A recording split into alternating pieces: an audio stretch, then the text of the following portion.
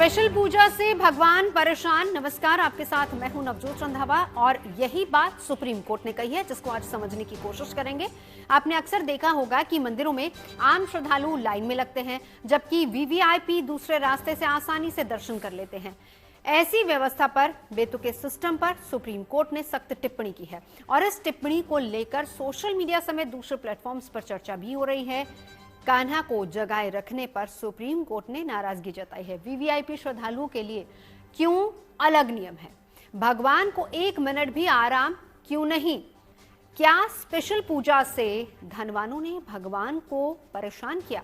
इसी पर आज हम चर्चा करेंगे। हमारे साथ इस मामले पर चर्चा करने के लिए देश के जाने माने ज्योतिष आचार्य भी जुड़ेंगे, कथावाचक भी जुड़ेंगे और हम उनसे चर्चा करेंगे। लेकिन उससे पहले आपको दिखाते हैं कि सुप्रीम कोर्ट ने क्या कहा है।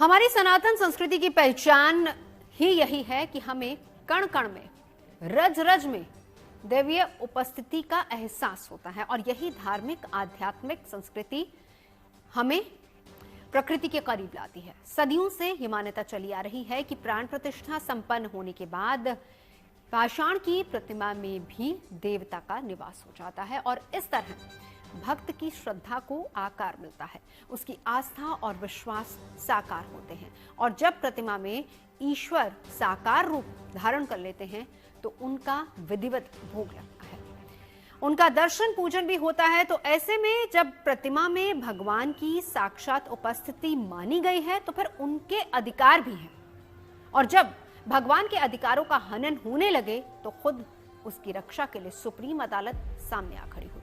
दरअसल बांके बिहारी मंदिर से ही जुड़ी एक खबर है, जहां पर एक याचिका में सुनवाई में खुद चीफ जस्टिस ऑफ इंडिया ने कहा है कि भगवान को आराम के लिए 1 मिनट का भी समय नहीं मिलता।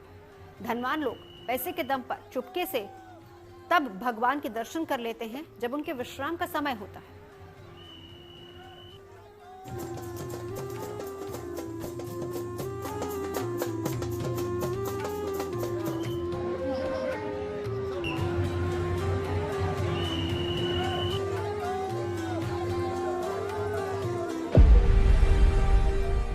भगवान को 1 मिनट भी आराम क्यों नहीं? धनवान लोगों और आम श्रद्धालुओं के लिए नियम अलग अलग क्यों? ये सवाल देश की सबसे बड़ी अदालत ने खुद पूछा है। मामला वृंदावन के बांके बिहारी मंदिर का है, लेकिन ये सवाल हर आम श्रद्धालु के मन का है।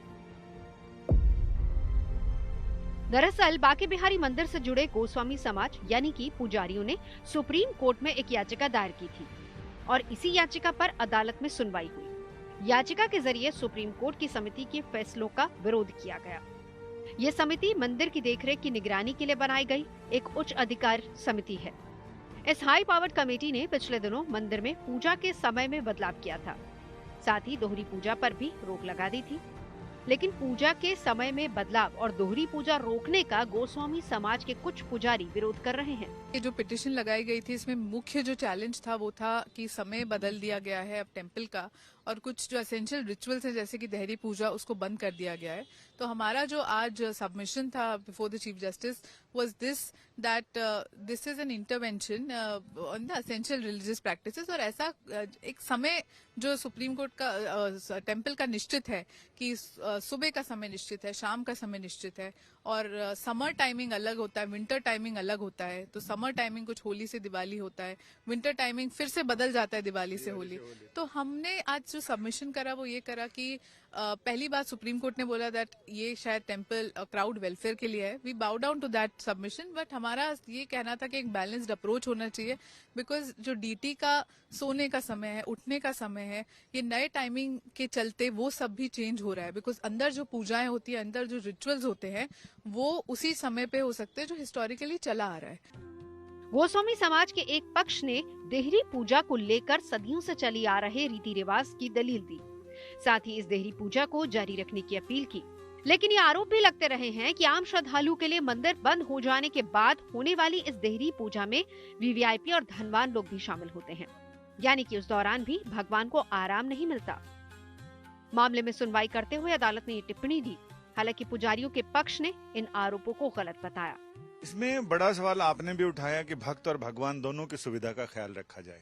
सुप्रीम कोर्ट ने भी इसी बाबत सवाल उठाए हैं और गोस्वामी समाज से पूछा है कि आप भगवान को आराम कहाँ करने देते हैं। जब भगवान के आराम का समय होता है तो धनवान लोग, पैसे वाले लोग, समृद्ध और अमीर लोग वो वहां पर पूजा करते हैं, तो भगवान को टाइम कहाँ मिल पाता है विश्राम का। जी, उस पे हमारा जवाब यही था दैट ऐसा कुछ भी रिकॉर्ड पे नहीं है जिसमें ये प्रूव हो सकता है कि भगवान को विश्राम नहीं होता, क्योंकि जो गर्भगृह है जहाँ पे भगवान विश्राम करते हैं वहां पे सिर्फ सेवायत की एंट्री होती है, और वो एंट्री भी एक पॉइंट पे जब सेवा का टाइम बंद हो जाता है वो एंट्री बंद हो जाती है। तो वही हमारा हम्बल सबमिशन था आज कोर्ट में कि अगर रिवाइज टाइमिंग में जो मंदिर में सेवायत की एंट्री सुबह 7 बजे थी वो अब 6 बजे हो गई है, तो इसका मतलब है कि जो वो भगवान को 7 बजे उठाते थे वो 6 o'clock वो रिचुअल स्टार्ट हो जाते हैं। तो वो एक तरीके से बहुत बड़ा इंटरवेंशन है। और रही बात कि जब टेम्पल बंद होता है तो कुछ पूजाएं होती है, तो देहरी पूजा एक ऐसा रिचुअल है जो टेम्पल के अंदर नहीं होती। जहाँ डीटी है वहाँ किसी की एंट्री अलाउड नहीं होती। तो वही हमारा हम्बल सबमिशन था। हालांकि we bow down to the respectful observation which fell from the जजेस, और हमने भी ये बोला कि नहीं, crowd welfare is something that we also want, और हमने कुछ ऐसे सजेशंस भी लगाए हैं अपने एफिडेविट में। देहरी पूजा परंपरा सदियों से चली आ रही है। इसमें माना जाता है कि भगवान जब रात में रास लीला के लिए जाते हैं तो नन्हे कान्हा दहलीज लांघ नहीं पाते, बल्कि उसमें पैर रख कर जाते हैं, क्योंकि वो छोटे हैं। ऐसे में जिस पवित्र देहरी पर भगवान अपने पैर रखते हैं उसकी पूजा बहुत खास है। सदियों से परंपरा चली आ रही है, लगभग 450 सालों से। वो परंपरा यही है कि जब ये मानते हैं कि एक 5 साल के छोटे बच्चे के रूप में बांके बिहारी जी की पूजा है, और ये मानते हैं कि वो नित्य रास के लिए रोज रात को निधिवन जाते हैं जहां गोपियों के साथ उनका नित्य रास होता है। उसी देहरी पर पांव रखकर जाते हैं, उसी देहरी पर पांव रखकर आते हैं, क्योंकि बच्चा छोटा है तो देहरी लांघ नहीं सकता, तो देहरी पर पांव रखकर जाता है। चूंकि वहां भगवान के चरण पड़े हैं, लिहाजा वो बहुत पवित्र देहरी को माना जाता है और उसको भगवान के चरणों के रूप में, चरण जहां स्पर्श में है, इस रूप में, इस भाव से उनकी पूजा की जाती है। तो अब गोस्वामी समाज का यह कहना है कि एक तो देहरी पूजन पर रोक किसी भी रूप में उन्हें स्वीकार्य नहीं होगा, क्योंकि ये पूरी ऐतिहासिक परंपरा, उसका निर्वहन नहीं होगा। हालांकि कोर्ट ने कहा कि देहरी पूजन अमीर लोग यानी समृद्ध भक्त करते हैं, तो ऐसे में ये भी ध्यान रखा जाए कि भगवान के आराम में, बांके बिहारी जी के विश्राम में किसी तरह का कोई खलल ना पड़े। लेकिन याचिकाकर्ताओं का कहना है कि भगवान को 1 घंटा पहले जगाना और 1 घंटा बाद सुलाना, ये उनके साथ, उनके बांके बिहारी जी के साथ, लाडले ठाकुर जी के साथ अन्याय है, लिहाजा इसमें उनको न्याय चाहिए। फिलहाल अदालत ने अपनी बनाई गई समिति और उत्तर प्रदेश सरकार से जवाब मांगा है। इस मामले की सुनवाई जनवरी के पहले हफ्ते में होनी है। दिल्ली से संजय शर्मा के साथ bureau report, good news today. तो चलिए, खास मेहमान हमारे साथ जुड़ चुके हैं, परिचय करा देती हूँ। रजत गोस्वामी फॉर्मर मेंबर हैं बांके बिहारी मैनेजमेंट कमेटी से। दिनेश गोस्वामी जी हमारे साथ हैं, मेंबर हैं high power management committee form by supreme court. हमारे साथ महेंद्र प्रताप सिंह हैं, एडवोकेट हैं, प्रेसिडेंट भी हैं श्री कृष्ण भूमि न्यास से। हमारे साथ इस वक्त महंत सीताराम दास जी भी हैं, स्पोक्स पर्सन निर्मोही अखाड़ा, और साथ ही साथ आचार्य राज मिश्रा जी। आप सबके पास लौटूंगी, लेकिन उससे पहले जरा कोर्ट ने अपनी टिप्पणी में क्या कहा है और किस तरीके से, क्या ये सिर्फ कोर्ट का इशारा बांके बिहारिया एक मंदिर की तरफ है या तमाम उन दूसरे मंदिरों की तरफ है, इसको समझने के लिए एक बार संजय शर्मा आपके पास आना चाहूंगी। कोर्ट की टिप्पणी को जरा समझा दीजिए, क्या कहना चाह रहा है कोर्ट और किसके लिए ये आदेश है? कोर्ट की टिप्पणी बिल्कुल स्पष्ट है। कोर्ट ने ये कहा कि आप डेटी एंड डिवोटीज, भक्त और भगवान, उनकी सुविधाओं के लिए यहाँ तक पहुँचे हैं, उनकी सुविधाओं की दुहाई दे रहे हैं, लेकिन आपके खुद के एक्ट ये बताते हैं कि आप भगवान के यानी ठाकुर जी के, आपके जो आराध्य देव हैं, उनके विश्राम और आराम की बात करते हैं। आप कहते हैं कि परंपराओं में खलल पड़ रहा है, 1 घंटा पहले जगाना पड़ रहा है, 1 घंटा देर तक जगाना पड़ रहा है। उन्होंने कहा जब विश्राम का जो भी समय है उसमें आप अपनी चीज़ें शुरू कर देते हैं, जिस उसकी बात कर रहे हैं, फिर अमीरों की पूजा शुरू हो जाती है, तो भगवान को आप आराम कहाँ करने देते हैं? उन्होंने कहा जिसके विश्राम की बात आप कर रहे हैं, आप, कोर्ट ने स्पष्ट शब्दों में कहा कि आप उनको एक्सप्लॉइट कर रहे हैं, शोषण कर रहे हैं उनका। तो ये बड़ा सवाल है। हालांकि मेरा इतने साल का अनुभव है कि कोर्ट जब सुनवाई करता है तो बहुत सारी चीज़ें, कोर्ट बहुत सारे सवाल पूछता है मामले को समझने के लिए, तह तक जाने के लिए। कोई आवश्यक नहीं है कि जो सवाल कोर्ट पूछता है वो उनके जजमेंट में, फैसले में, ऑर्डर में रिफ्लेक्ट होते हैं। कई बार चीजों को समझने के लिए भी कोर्ट पूछता है, लेकिन उससे एक अंदाजा लग जाता है कि कोर्ट के जहन में ये सारी चीजें भी हैं। अब उनमें अगली सुनवाई में याचिकाकर्ता यानी गोस्वामी समाज किस तरह से कोर्ट को संतुष्ट करने की दलीलें देता है, कोर्ट उन दलीलों से कितना संतुष्ट होता है, ये तो 6 जनवरी को या पहले हफ्ते में, 6 जनवरी से शुरू होने वाले हफ्ते में जब सुनवाई शुरू होगी उस समय पता चलेगा कि दलीलें क्या आ रही हैं। लेकिन कोर्ट के सवाल बिल्कुल सटीक और स्पष्ट हैं। कोर्ट ने कहा कि जिन 5 साल के बालक के रूप में ठाकुर जी की सेवा है और वो रात को नित्यरास को जाते हैं, सुबह आते हैं, आप उनके जगाने के समय को लेकर तो आप चिंतित हैं, लेकिन जब उनका शयन विश्राम का समय होता है तब आप ये पूजा शुरू करते हैं, क्या उससे उनके विश्राम में खलल नहीं पड़ता? गोस्वामी समाज का कहना है कि चूंकि ठाकुर जी अंदर शयन कक्ष में वो विश्राम करते हैं, पूजा बाहर होती है, लिहाजा इस वजह से उनको कोई खलल नहीं पड़ता और पूजा उनके उस स्थान पर होती है जहां ये माना जाता है कि इस पर ठाकुर जी के चरण पड़े हैं, तो धरे गए हैं, तो इसलिए वो उस भाव से पूजा है और विश्राम अलग भाव से है।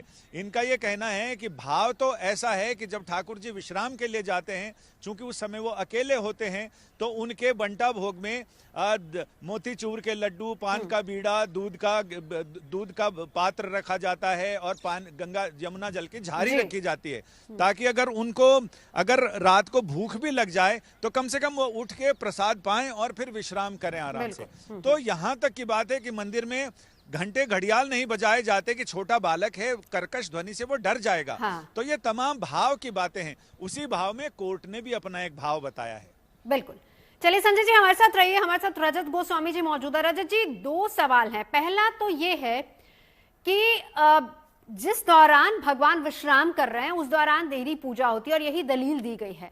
जरा थोड़ा सा समझाइए कि इस पूजा का क्या वाकई फल मिलता है? जब भगवान ही विश्राम कर रहे हैं तो उसका अर्थ क्या हुआ? क्या उस दौरान की गई पूजा का फल मिलता है? देखिए, जिसको आप शब्द यूज कर रही हैं देहली, हमारे यहाँ बोला जाता है देहरी। देहरी को आप जब संधिविच्छेद करेंगी तो जो देह के जैसी हो उसे हम देहरी बोलते हैं जी। क्योंकि यहाँ पर जो परंपरा है उस परंपरा में गर्भगृह के अंदर केवल सेवायत मेल परिवार ही अंदर जाता है, जो ठाकुर जी के से लाड़ लड़ा करके उनका श्रृंगार आदि और भोग राग की सेवाओं को संपन्न कराता है। तो आम दर्शनार्थी चूंकि अंदर नहीं जा सकता, तो ये ब्रज में और ब्रज के अलावा जितने भी देव स्थल हैं, कोई भी श्रद्धालु जब उस देव स्थल में प्रवेश करता है तो उस देव स्थल की पहली देहरी पर वो प्रणाम करता है, सिर्फ इस बाबत कि वो ठाकुर जी के देह समान मानी जाती है, इसलिए जो है वहां पर प्रणाम किया जाता है। और यहाँ पर जो भी चीजें चल रही हैं, ठाकुर जी के 2 बार दर्शनों की व्यवस्था है, जिसमें बीच का समय जो है जिसमें ठाकुर जी का शयन का समय माना जाता है। ठाकुर जी डेली नित्य नई पोशाक धारण करते हैं और ये यहाँ पर गुरु शिष्य परंपरा है। इस परंपरा के अंतर्गत जो ठाकुर जी की मुख्य देहरी है, क्योंकि गर्भगृह के अंदर जब ठाकुर जी का शयन हो रहा होता है तो मुख्य देहरी पर अपने शिष्यों से ठाकुर जी की उस देहरी का स्नान करा करके और जो भी वो पोशाक, फल, इत्र, मेवा जो ठाकुर जी को समर्पित करने लेकर आया जाता है, वो उनका संकल्प करा करके, और ये मान्यता रहती है कि हमने ठाकुर जी के चरण छू करके और आज ये जो श्री चरणों में हमारी प्रार्थना है वो करी जाती है। ठीक है, एक संक्षेप में, हाँ, एक संक्षेप में, क्योंकि कोर्ट ने इस बात को लेकर रजत जी ये भी बात कही है कि आपको उठने और सोने के समय में जो फेरबदल हुआ उसको लेकर आपत्ति, लेकिन क्या देहरी पूजा के समय में उनकी नींद में खलल नहीं पड़ता? ये सवाल कोर्ट ने पूछा है। देखिए, मैं आपको बताना चाहता हूँ, ठाकुर जी का शयन कक्ष जो है उसके अंदर ये पूजन का संपादन नहीं होता। ये जो पूजन होता है शयन कक्ष के बाहर की देहरी पर होता है। इस पूजन में ना तो कोई शंख बजाया जाता है, ना कोई घड़ियाल होता है, ना ही तालियों का भी जो है किसी तरीके का शोर होता है। इस पूजन में क्राउड का भी कोई इन्वॉल्वमेंट नहीं होता, क्योंकि चिन्हित लोग आते हैं इसके अंदर शिष्य परंपरा होने के नाते। तो ठाकुर जी और कोई ऐसे भजन कीर्तन नहीं किए जाते हैं। यानी आपका ये कहना है कि वीवीआईपी दर्शन नहीं होते, क्योंकि यही बात पूछी भी गई थी। एक बार दिनेश जी से इसका जवाब ले लेते हैं। यहाँ पर रजत जी एक सेकंड, इसी पर एक बार दिनेश जी की राय भी। दिनेश जी, दिनेश गोस्वामी जी, संजय जी एक सेकंड। देखिए दिनेश गोस्वामी जी, यही सवाल मेरा आपसे है। हाँ जी, मैं वही उसी पर आ रहा हूँ। देहली पूजा उसका क्या मुझे सुन पा रहे हैं दिनेश जी आप? है जी, हाँ मैं सुन पा रहा हूँ आपकी आवाज। ऑडियो म्यूट है सर शायद आपका। म्यूट है? म्यूट नहीं है मेरा। आप सुन पा रहे हैं, बिल्कुल अपनी बात रखिए सर। हाँ, देहली पूजन हो, देहली पूजन से मेरा कोई विरोध नहीं है। मेरा मानना है, देखिए नंबर 1, हम स्वामी हरदास जी की परंपरा, स्वामी हरदास जी के वंशज और स्वामी हरदास जी के ही जो सिद्धांत है उसके अनुसार हम ठाकुर जी की सेवा पूजा करते चले आ रहे हैं। ठीक है, ये सर्वमान्य है।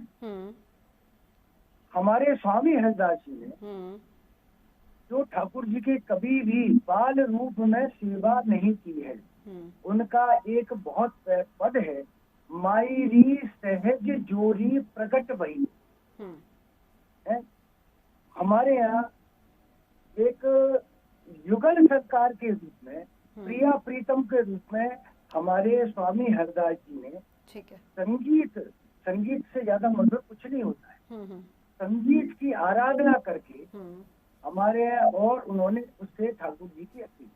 हमारे यहाँ सुबह घंटा घड़ियाल नहीं बजाए जाते हैं, हमारे यहाँ मंगला आरती नहीं होती है।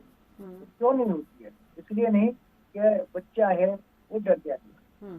हमारा बच्चा था ही नहीं, वो युगल सरकार है। तो मैं बता रहा हूँ, स्वामी हरदास जी के सिद्धांत से बता रहा हूँ। ठीक है। तो हमारा युगल सरकार विश्राम कर रहा है। मैं ये भी मानता हूँ, और क्योंकि हमारे भावनात्मक है कि हमारा युगल सरकार रास लीला करने युगल सरकार ही जाता है। बिल्कुल, लट्टू गोपाल नहीं जाता है, गोपाल नहीं जाता है, बच्चा नहीं जाता है, युगल सरकार है, वो वहाँ जाता है। ठीक है, वहाँ विश्राम करके आप चाहे आप दर्शन देने के लिए वो पहले ही आ जाएगा है। तो जो अगर हम सोचते हैं कि वो वहाँ पर आएगा 4 बजे 3 बजे, सारी रात तो वह नहीं है। जो उनका रासलीला का जो भी है वो एक अलग एक भावनात्मक विषय है और हमारी भावनाओं का विषय। ठीक है। तो जब वो विश्राम करने आ रहा है, ठाकुर कभी नहीं सोता है वैसे जी। वो हमें, अगर वो सो जाएगा तो पूरी दुनिया ही नष्ट हो जाएगी। हाँ। वो हर समय जागृत है। ये सब हमारी भावनाओं की बात है। जैसे रजत जी ने कहा कि भैया कि वो देह भी है, ये हमारी एक भावनात्मक ही तो है ना। तो इसीलिए हमारी युगल सरकार ने रात भर नृत्य गायन किया, तो वो आकर विश्राम करेगा। और उसी समय अगर हम उन्हें वेद मंत्रों से जगाएंगे, जोर जोर से वेद मंत्र, आप देखिए ये जानते हैं, मैंने इन लोगों को यही कहा कि जब ठाकुर जी जाग जाए, हमारा पुजारी चला जाए, ठीक है, और तब उसके बाद वो तेली पूजन करिए। मैं लौटती हूँ आपके पास, मैं लौटती हूँ। संजय जी कुछ सवाल करना चाह रहे हैं। संजय शर्मा मेरे सहयोगी भी हमारे साथ मौजूद है। जी संजय जी।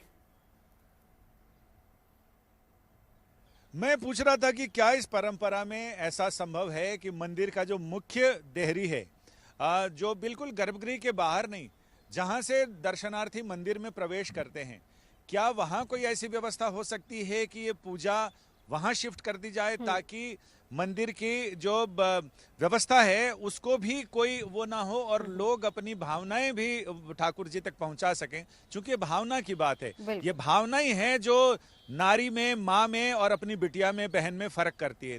कबीरदास ने कहा भी कि नारी नारी एक है, क्या भगिनी क्या दार। तो उसमें वो भावना ही है जो बताती है कि ये मेरी माँ है, ये बहन है, ये कोई और पर स्त्री है। तो ऐसे में क्या ऐसा हो सकता है कि बाहर जो मुख्य द्वार है वहां इस पूजा को शिफ्ट किया जाए, कोई ऐसी जगह शिफ्ट किया जाए जहां देहरी तो हो और जहां लोगों को कोई दिक्कत भी नहीं हो, क्या बीच का रास्ता निकाला जा सकता है? कर पाए। बिल्कुल, एक छोटा छोटा जवाब पहले रजत जी, इसी सवाल का जवाब जो मेरे सहयोगी संजय जी ने पूछा है, छोटा सा जवाब इस पर रख दीजिए। देखिए, जहां का महत्व है, जिस देहरी को ठाकुर जी पार कर रहे हैं, अभी आपने ही बोला कि उस पर चरण रख रहे हैं, और हमारे यहाँ मान्यता है कि ठाकुर उस देहरी को पार करते हैं और समय पर नहीं, ये साल के अंदर लगभग 4 या 5 बार ऐसे हमारे उत्सव हैं, जिसमें से सबसे बड़ा उत्सव फूल बंगले का है, जिसमें लगातार ठाकुर जी उस देहरी को पार करते हैं। तो उस देहरी का महत्व है। आप उसको ले जा करके मंदिर के किसी भी प्रांगण में करें या कहीं करें, या मंदिर के बाहर जिस मुख्य देहरी की आप बात कर रहे हैं, उस मुख्य देहरी के बाहर संभव नहीं है इस वजह से क्योंकि वहां पर वो खुला एरिया है, बंदर बहुत है, कोई सिक्योरिटी नहीं है, कैसे संभव होगा? नहीं, लेकिन सिक्योरिटी व्यवस्था अगर वहां पर कर दी जाए तो क्या क्या पॉसिबल है वहां पे, यही संजय जी आपसे सवाल करना चाह रहे हैं परंपराओं के हिसाब से। जी, जो परंपरा है, जिस जगह का महत्व है, वो वहीं पर ही संभव हो सकता है। वहीं संभव हो सकता है। आप अगर मैं लौटती हूं आपके पास। ऑप्शन ढूंढना चाहते हैं तो उसके लिए बैठ करके बात करी जाती है, हाँ। व्यवस्थाएं करी जाती हैं, तुगलकी फरमान नहीं किए जाते। नहीं, वो कोर्ट ने सवाल पूछा ना, कोर्ट ने तो अपनी टिप्पणी दी, अभी तो फैसला आया ही नहीं, अभी तो अगली सुनवाई पर इसको लेकर चर्चा आगे होगी। देखते हैं तो जिस तरीके का जब पहले कोर्ट का आर्ग्यू रहा, हाँ। जिसका जवाब हमारे वकील साहब ने दिया, विद एफिडेविट दिया, फोटोग्राफ्स के साथ में दिया, इसी वजह से वो पिटीशन जो है एडमिट हुई। नहीं तो कोर्ट अगर चाहती तो वो पिटीशन उसी समय उठा करके फेंक देती। लेकिन उन्होंने ये चीज नहीं, देखिए संजय जी इस बात को लेकर क्लियर कर चुके हैं, उनका एक बड़ा एक्सपीरियंस है। उन्होंने कहा है कि कोर्ट कई बार इस तरह के सवाल अपनी नॉलेज के लिए भी पूछता है ताकि फैसला लेने में उन्हें आसानी हो। एक बार मन सीताराम दास जी आपके पास आना चाहूंगी, आपने सब पक्ष सुन लिए हैं, क्या राय है आपकी इस पर? नहीं, नवजोत जी, मैं सुप्रीम कोर्ट का बहुत बहुत धन्यवाद करना चाहता हूं, जिन्होंने आज एक ऐसे विषय पर और एक इतना गंभीर मुद्दा पकड़ा है उन्होंने, जो आज तक किसी ने सुना ही नहीं है, किसी ने चर्चा ही नहीं की है। समाज में बहुत चर्चा होती रही, लेकिन किसी ने आधिकारिक तौर पर कोई चर्चा नहीं। मैं पूछता हूँ, गोस्वामी जी बैठे हैं, हमारे लिए बहुत पूजनीय है, हम सबके लिए भगवान के पार्षद हैं, लेकिन आपकी आवश्यकता क्या है? आप यदि देहरी पूजन आप दूसरे सेठों से, दूसरे लोगों से करवाते हैं, देहरी पूजन या भगवान का पूजन दूसरे लोगों से करवाते हैं मंदिर में, तो आपकी आवश्यकता क्या है? पूजा के लिए आपको लगाया गया है ना, वहां पर आप पूजा करिए ना। आज आप अभी विजुअल दिखा रही थी आप बांके बिहारी जी के दर्शनार्थियों के, आप जूम करके दिखाइए समाज को, कितने साधु हैं उस बांके बिहारी मंदिर में। क्योंकि साधु क्यों नहीं जाते हैं? क्योंकि इतना व्यवसायीकरण हो गया भगवान का कि वहां साधु संत खड़े होकर के भगवान का दर्शन ठीक से कर नहीं सकते हैं। यदि जो वीआईपी करण की व्यवस्था थी ना, जो अलग से गेट से ले जाने की व्यवस्था थी, वो साधु संतों के लिए बनाई गई थी। कदाचित समाज के लोग बाहर खड़े हैं, वहां से साधु संत महात्मा नहीं जा सकते हैं, तो अलग से महापुरुषों को लेकर के और जा करके भगवान का दर्शन कराया जाए। लेकिन आज वो व्यवस्था बदल करके इन गोसाइयों ने और सेठों के लिए कर दिया। देहरी पूजन, ये पूजन, वो पूजन, केवल कमाई, केवल व्यवसाय। भगवान पे रहम कीजिए। अरे क्या कर रहे हैं आप लोग, मेरे समझ में नहीं आ रहा है। पूजा के लिए आप हो ना, आप करिए, ये क्या मतलब हुआ? और जहां तक जगाने सुलाने की व्यवस्था है, भगवान अभी कह रहे थे गोस्वामी जी, बहुत अच्छी बात कह रहे थे दिनेश गोस्वामी जी, हमारे भगवान जो है वो किशोर हैं। वो युगल सरकार जो कह रहे थे, उनका कहने का मतलब है कि ठाकुर जी बालक नहीं है, ठाकुर जी बांके बिहारी किशोर हैं। और वो एक बात और आप लोगों को बता दे, बहुत अच्छी बात जो किसी ने नहीं बताई होगी आज तक आप लोगों को, और संभवतः लोग जानते नहीं है, बांके बिहारी कोई मूर्ति नहीं है। एक बात समझ लेना आप लोग, बांके बिहारी राधा वल्लभ, राधा रमण, राधा दामोदर, राधा श्याम सुंदर, राधा गोपीनाथ जी, गोविंद देव जी, ये ठाकुर जी कोई मूर्ति नहीं है, ये प्रत्यक्ष भगवान है। इनको ये किनके द्वारा निर्मित है मूर्ति है? आपको पता है किसी को? किसी के द्वारा निर्मित नहीं है। इन्हें श्री स्वामी हरिदास जी महाराज ने अपने आराधना से प्रकट किया है। साक्षात भगवान प्रकट हुए हैं, ये किसी के द्वारा निर्मित भगवान नहीं है। और ऐसे भगवान के लिए आपने दुकान बना दिया। चलिए, इसी को लेकर सुप्रीम कोर्ट ने इसी को लेकर पूछा, इसी को लेकर टिप्पणी दी है। मैं महेंद्र प्रताप जी, आप भी हमारे साथ हैं क्योंकि आप वकील हैं, एक बार सबका पक्ष सुन लीजिए, उसके बाद ही आप अपनी राय रखिएगा। राज मिश्रा जी, आपके पास आना चाहूंगी, नियम क्या कहता है? देखिए, नियम श्री रामचरितमानस के अंतर्गत गोस्वामी तुलसीदास जी ने एक बहुत सुंदर चौपाई कहा है कि हरि व्यापक सर्वत्र समाना और प्रेम ते प्रकट हो ही मैं जान। परमात्मा सर्वत्र व्याप्त है और परमात्मा सिर्फ आपकी भावना और आपके प्रेम के ऊपर ही प्रकट होते हैं। उसमें भगवान के लिए, भगवान के लिए नियम है। भगवान के लिए 5 प्रकार का, 5 समय का, प्रातः उनका मंगल गायन करके उनको जागृत करना, फिर उनके भोग इत्यादि की व्यवस्था, फिर आरती की व्यवस्था, फिर दोपहर की व्यवस्था। इस प्रकार पूरे दिन के अंदर जी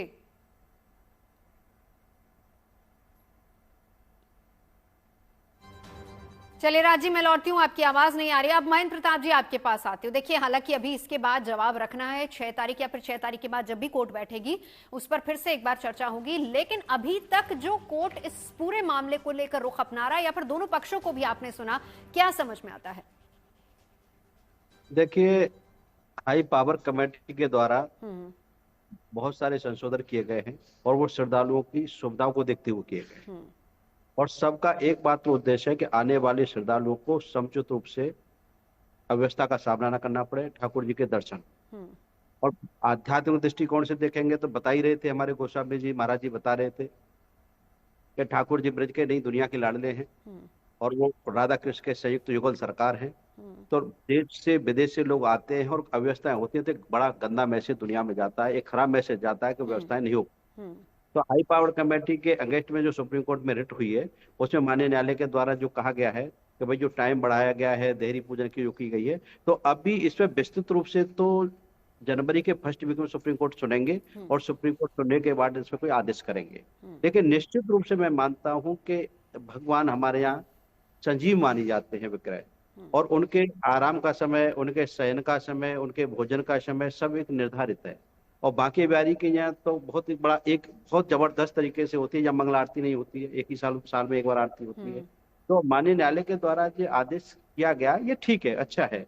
इसमें दोनों पक्षों को माननीय न्यायालय सुनेंगे और सुनने के बाद माननीय न्यायालय को क्या अच्छा लगता है वो आगे डिसाइड करेंगे, क्योंकि पूरा मैटर माननीय न्यायालय के अंतर्गत ही संचालित है। आज की डेट में न्यायालय ही सब देख रहे हैं, पूरे हाई पावर कमेटी का गठन हो या सुधार की व्यवस्था हो। संजय जी, आपके पास भी आना चाहूंगी। देखिए, दोनों पक्षों की दलीलें आपने सुनी, महंत जी ने बड़ी अच्छी बात यहाँ पर रखी, उनकी भी दलील आपने सुनी, और कहीं ना कहीं इस बात को भी कोर्ट देख रहा है कि क्या ये वीवीआईपी दर्शन करने वालों को लाभ पहुंचाने के लिए हो रहा है या नहीं हो रहा। हालांकि इसको लेकर कोर्ट का फैसला आना बाकी। लेकिन एक चीज संजय जी थोड़ा और समझाइए, अब देहरी पूजा ये भी सदियों पुरानी परंपरा है, इसको लेकर भी तो कोई नियम होंगे, कोर्ट इस और भी तो देखेगा, क्या इसको बंद कर दिया जाए या ये होती रहेगी, किन नियमों के आधार पर ये होगी, समय क्या रहना चाहिए, क्या समय में तब्दीली हुई है, इस वजह से ठाकुर जी के विश्राम में खलल पड़ रहा है?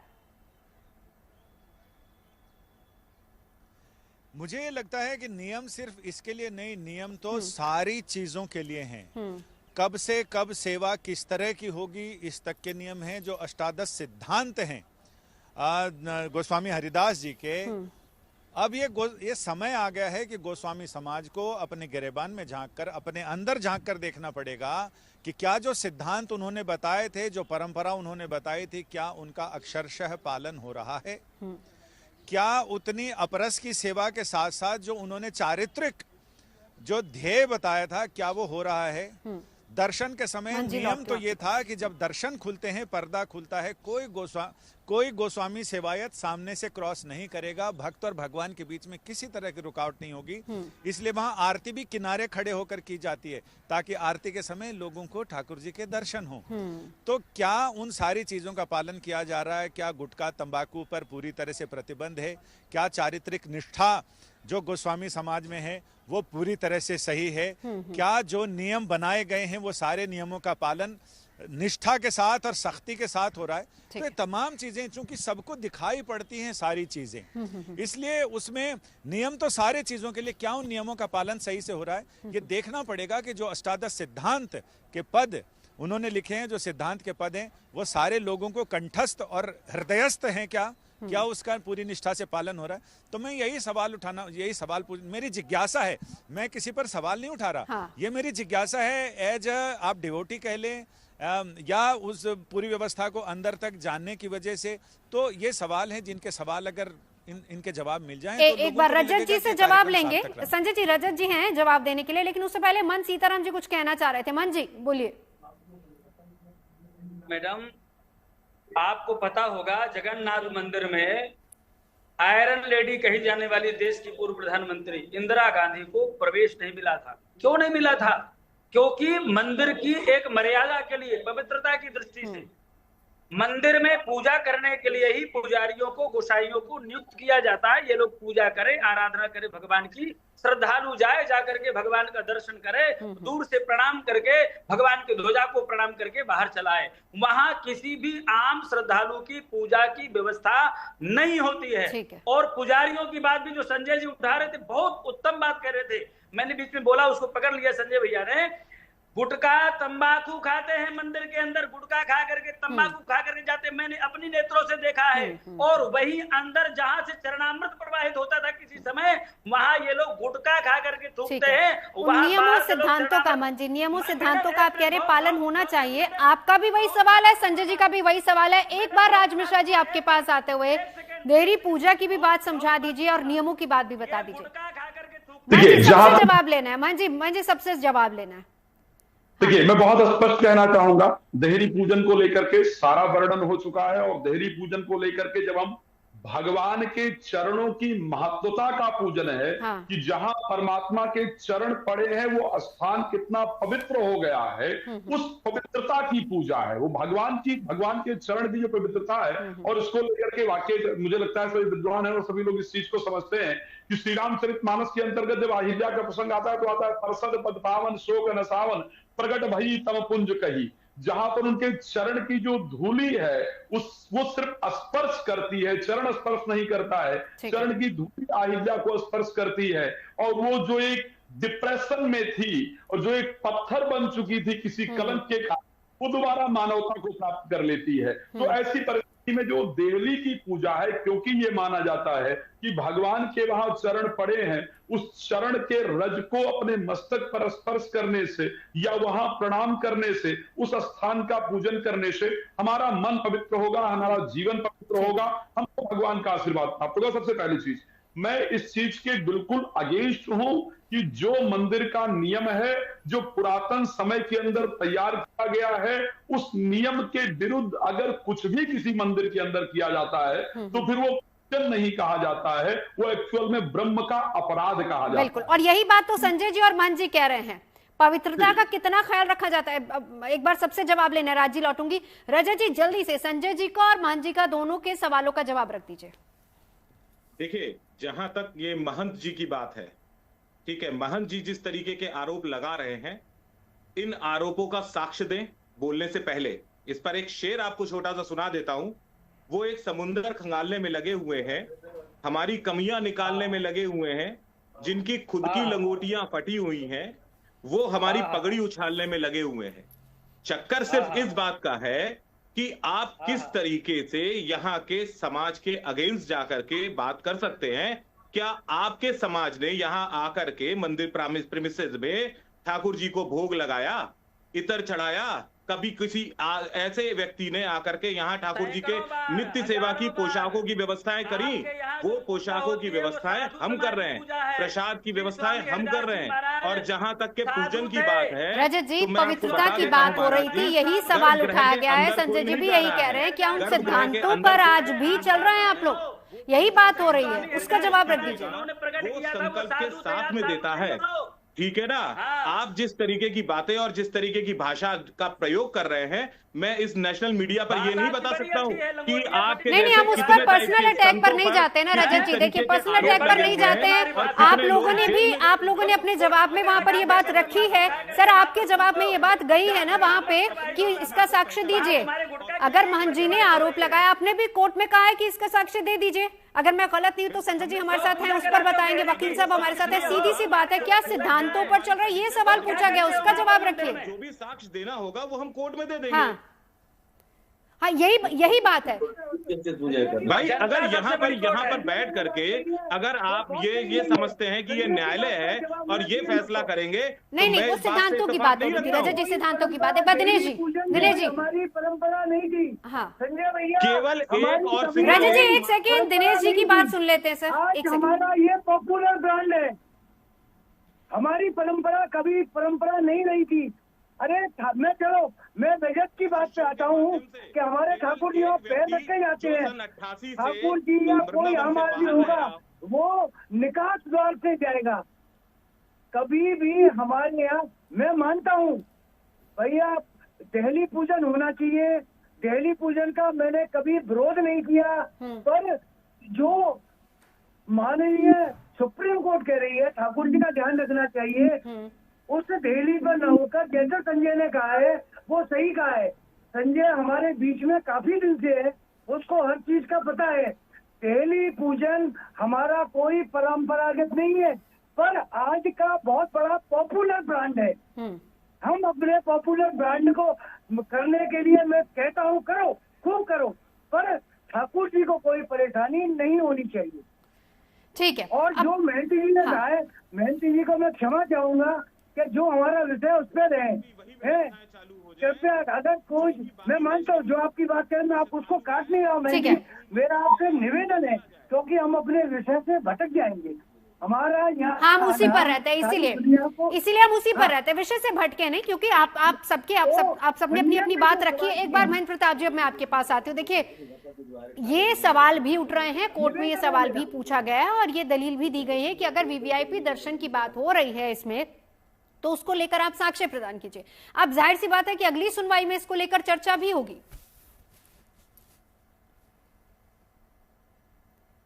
महेंद्र प्रताप सिंह जी।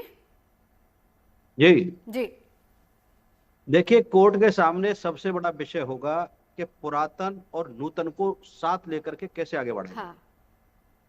पुरानी परंपरा हैं, रीति नीतियां हैं, संस्कार हैं एक तरफ।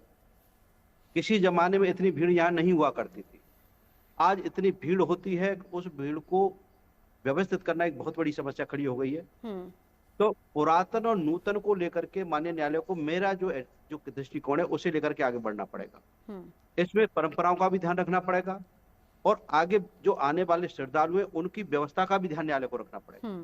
तो माननीय न्यायालय ने इन दोनों विषयों को देखते हुए, प्राचीन परंपराओं को और अब की परंपराओं को देखते हुए, इसी को लेकर के नोटिस जारी किए हैं और विस्तृत रूप से माननीय न्यायालय दोनों पक्षों को सुनेंगे और हाई पावर्ड कमेटी जो उनके द्वारा ही नियुक्त की गई है उनको भी सुनेंगे कि ये किस परिप्रेक्ष्य में आपने आदेश दिए हैं, क्यों आदेश दिए हैं। स्टेट गवर्नमेंट को भी सुनेंगे और गोस्वामी समाज को भी सुनेंगे माननीय न्यायालय। और मैं समझता हूं कि इस सब का कंक्लूजन लेकर के, इन सबको सुनने के बाद ही जनवरी के फर्स्ट वीक में से कोई आदेश आएगा।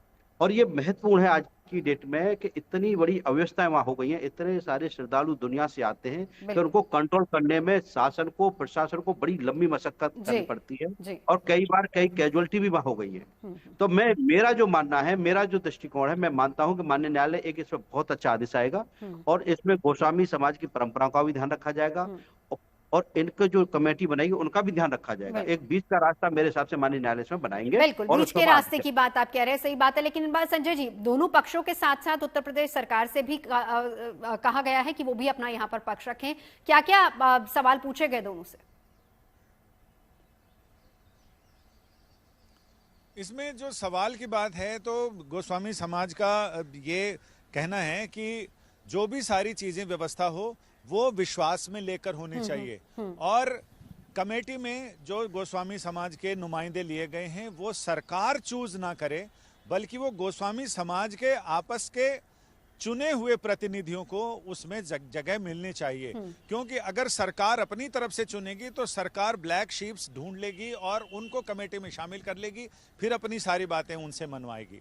लेकिन अगर वो गोस्वामी समाज के आपस में, समाज के जो 400 परिवार हैं उनके लोग चुने हुए अपने प्रतिनिधि वहां भेजेंगे तो वो पूरा मतलब समाज के प्रवक्ता की तरह होंगे। वो समाज के मतलब एक मैंडेट लेकर आए होंगे, तो उनको ऐसा शामिल किया जाए, वो कोर्ट के सामने वो रखने वाले हैं।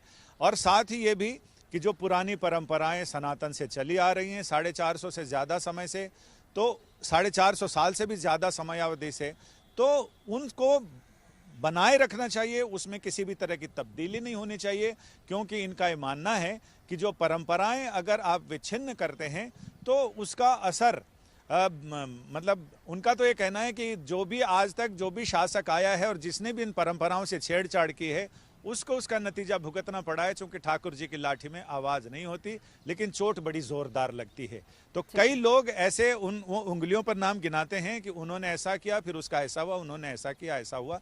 तो ये इतिहास और परंपराओं का एक तालमेल है। तो इनका कहना है कि हम एक बार फिर कमेटी से भी हम कह रहे हैं कि इस तरह से चीजों को आगे बढ़ाइए ताकि व्यवस्था भी सही रहे और जो पुरातन व्यवस्था चल रही है उसमें किसी भी तरह का हस्तक्षेप ना हो। इससे पहले भी एक कमेटी आई थी और मथुरा के नए मुंसिफ आए थे, उन्होंने ये कहा कि ठाकुर जी के आगे शीशे का घेरा लगाया जाएगा, जो पोशाक जाएगी वो हम चेक करके जाएंगे। तो वहां अपरस की सेवा है जो कोई स्पर्श नहीं कर सकता। और गोस्वामी परिवार में भी जो बच्चा जिसका मुंडन संस्कार हो जाए वो सेवा में जाने लायक हो जाता है, और जिसका यज्ञोपवीत हो जाए वो ठाकुर जी को स्पर्श करने का अधिकारी होता है। ये भी नहीं कि छोटा बच्चा है उसको भी लेके चले गए, वो गर्भगृह में नहीं जा सकता। गर्भगृह में जाएगा भी तो वो ठाकुर जी को स्पर्श नहीं कर सकता जब तक उसका यज्ञोपवीत संस्कार नहीं हो जाए। तो बहुत सारे नियम कायदे हैं। तो ये यही चाहते हैं, गोस्वामी समाज यही चाहता है कि परंपरा भी बनी रहे और इतिहास भी बना रहे। ठीक है, राज जी आप कुछ कहना चाह रहे थे इस पे? जी, परंपरा का तात्पर्य ही यह है, परंपरा उसको कहा जाता है जो परमात्मा से, जो परम मतलब जो सबसे पुरातन हो, जो परमात्मा से प्रारंभ हुई हो और नियमित वहां से चली आ रही हो और आगे भी चलती रहे। परंपरा। ठीक है जी दिनेश जी, बाकी कमी एक एक जवाब सबसे ले लेते। दिनेश जी, संजय जी मेरे को 2 मिनट दिलवाएंगे? हाँ दिनेश जी बोलिए बोलिए, सुन रहे हैं सर आपको। देखिए मैं भी कहता हूँ जो हमारे स्वामी हरदास जी की परंपराएं उन्हें अपरस एकदम खत्म कर दिया, मंदिर को एकदम व्यवसाय बना दिया।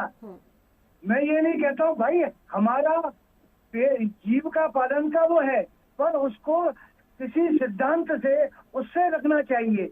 आज हर कोई, मैं कुछ नहीं बताना चाहता हूँ, आप स्वयं देख सकते हैं, लाखों करोड़ों लोग देख रहे हैं कि हमारे जितने भी वो थे अपरस नाम की कोई चीज ही नहीं रही। ठीक है। और आप क्या बात कर रहे हैं, वहाँ औरतें अंदर। चलिए बाकी कमी एक बार रजत जी आखिरी टिप्पणी आपकी, आप भी अपनी बात रख दीजिए रजत जी। देखिए बात जहाँ तक देवी पूजन की चल रही थी, आपको फिर और बाकी जितने भी आपके गेस्ट आए हुए हैं इनको भी बता देता हूँ कि ठाकुर जी पहली बार जब निकले गौचारण के लिए तो उसी अपने घर की देहरी को प्रणाम करके निकले थे। उस देहरी का महत्व उनके समय से है। आज हमारे घरों के अंदर जब भी कोई तीज त्योहार होता है तो वो उस देहरी पर से मनना शुरू होता है। सबसे पहले गणेश जिसे कि हम स्वास्तिक बनाते हैं, नहीं, लेकिन उसको तो मना नहीं कर रहे ना, हर कोई ये चाह रहा है कि हो, लेकिन नियमों और परंपराओं के हिसाब से वो चीजें चलती रहे। औचित्य नहीं है, ये गलत है बिल्कुल पूरी तरीके से, ताकि सबके लिए सहूलियत भी हो। बिल्कुल, वक्त अभी इतना ही है, कोर्ट तमाम पक्षों को सुनेगा जनवरी के पहले हफ्ते में। बहुत शुक्रिया संजय जी आपका, तमाम खास मेहमानों का हमारे साथ जुड़ने के लिए बहुत बहुत शुक्रिया। तमाम पक्षों को जनवरी के पहले हफ्ते में कहा गया अपना अपना जवाब रखने के लिए, जिस पर कोर्ट सुनेगा और फिर उसके बाद अपना फैसला देगा। फिलहाल अभी के लिए इतना ही।